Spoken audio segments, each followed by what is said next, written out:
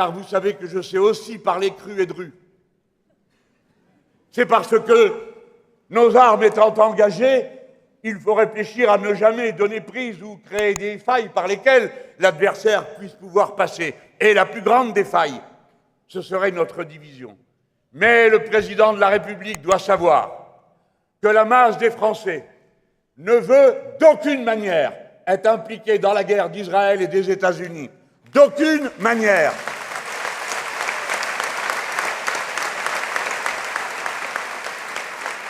Parce que je viens de décrire ce qu'étaient les buts de guerre de M. Netanyahou. Mais il nous faut parler aussi de ceux de M. Trump. Vous avez vu comme moi les armes s'assembler dans le détroit d'Ormuz. Et vous connaissez comme moi d'expérience pour, je ne dis même pas les plus anciens, beaucoup ici dans cette salle ont connu la période de la première guerre d'Irak. C'était un matériel considérable accumulé. Et puis tout d'un coup, les Américains qui ne savent rien faire sans ça ont déferlé sur l'Irak. Et nous, les Français, dans la première guerre, nous étions partis liés. C'est nous qui passions par le sud. Nous les avons vus faire, donc nous savons comment ils font. Quand ils ont accumulé leurs forces dans le détroit d'Ormuz, nous avons compris qu'ils allaient intervenir. Le reste, c'était du blabla, de l'agitation pour disperser l'attention, pendant que chaque jour arrivaient des bateaux, du matériel, des avions. Et ils ont fini par intervenir. Et que voit-on? Tous ces grands esprits, ces superbes stratèges, comme des poules devant un couteau, qui n'ont rien prévu, rien imaginé, et qui ne savent plus quoi faire. Et qui trouvent le moyen de dire, comme l'a dit notre président, nous ne pouvons pas approuver. Non, monsieur, c'est pas comme ça qu'on parle quand il y a une guerre. On vous demande de condamner. Vous devez condamner cette guerre. Vous devez condamner ceux qui y participent. Et vous ne pouvez pas mettre sur le même plan ceux qui répliquent à une invasion et ceux qui la commettent. Les USA sont là parce que les États-Unis d'Amérique ont décidé de se préparer à une confrontation militaire avec la Chine. Ils le disent depuis au moins 10 ans. Et nous, notre devoir est de les prendre au sérieux et non pas de manière puérile et désinvolte. Faire comme si tout ça, c'était de la politique, communicationnelle. Non, ils se préparent, ils agissent, ils installent, ils coupent les routes les unes après les autres. Et M. Biden avait commencé ce travail-là. Ça n'est donc pas une spécialité des Républicains. Toutes les élites politiques des États-Unis d'Amérique, à l'exception des secteurs de la gauche radicale, sont d'accord avec cette guerre.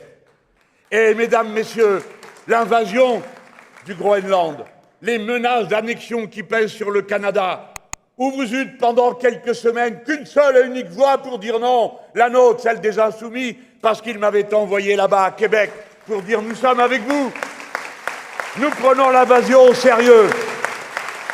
Avez-vous suivi la suite? Lorsque Trump a été trop loin dans les menaces et lorsqu'il est devenu évident que les Européens étaient un ramassis de lâches qui ne savent pas ce qu'ils veulent, qui étaient prêts à abandonner le Groenland à l'appétit de M. Trump, les Canadiens ont compris que s'il ne faisait rien, il les envahirait comme il a envahi tous les autres. Comme dans le passé, les États-Unis d'Amérique ont envahi et confisqué la moitié du territoire du Mexique, comme ils sont en guerre depuis 9/10 du temps que cet État existe. Et quand aujourd'hui, il affronte une nation comme l'Iran, il ne faut pas qu'on commette l'erreur de rester polarisé sur l'idée que le régime ne nous plaît pas, que nous l'avons combattu pour certains d'entre nous depuis le premier jour. J'ai bien dit depuis le premier jour. Et que pendant ce temps, certains se réjouissaient de voir arriver des autorités politiques dont la première occupation a été de détruire tous les syndicats et de fusiller les communistes. À ce moment-là, nous étions déjà contre. Mais quand vous regardez l'Iran, oubliez l'instant, pensez à la profondeur du temps. L'Iran, ce sont les Parthes et puis les Perses, c'est-à-dire un État depuis 2 millénaires et presque 3, parce que c'est 9 siècles avant notre ère qu'il y a déjà un État. Voilà la profondeur du temps qui s'exprime. Ils ne vaincront pas l'Iran parce qu'ils espéraient que le régime s'effondre. Il ne s'est pas effondré. Et l'invasion a soudé les Iraniens, qui sont, comme chacun d'entre vous, et comme le disait Robespierre, n'ont jamais aimé les missionnaires armés. Et ça n'est pas en bombardant des gens qu'on les appelle à la lutte contre le pouvoir. Et ça, on le sait, depuis déjà la guerre des 12 jours.